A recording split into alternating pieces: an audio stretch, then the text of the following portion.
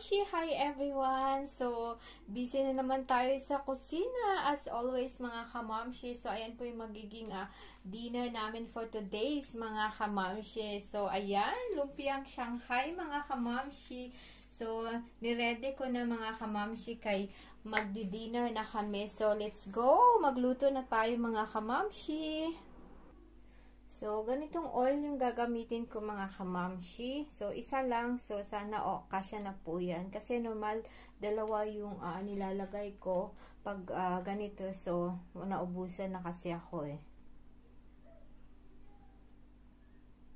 So, ayan mga kamamshi. Yung sekretong malupit nito pag nagluto ng lumpia mga kamamshi is huwag masyadong mainit yung water pag nilagay natin kasi yung lumpia wrapper is madali lang po siyang maluto. So pag dapat katamtaman lang muna yung init para sabay-sabay din silang maluto niyan later mga kamamshi.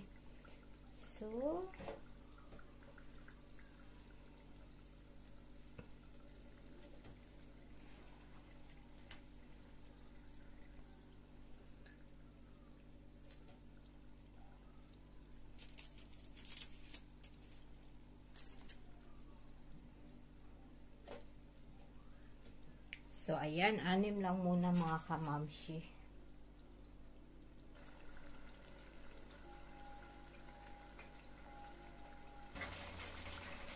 So, ayan po mga kamamshi.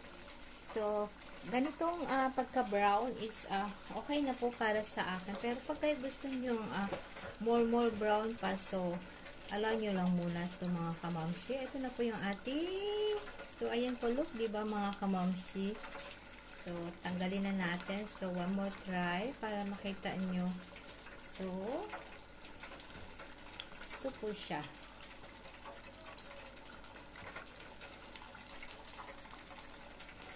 So, ayan. Ready to remove na mga kamamshi.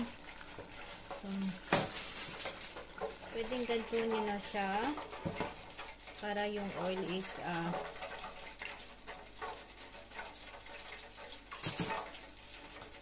so, ayan po. So, diba, mga kamamshi, sarap-sarap nito later.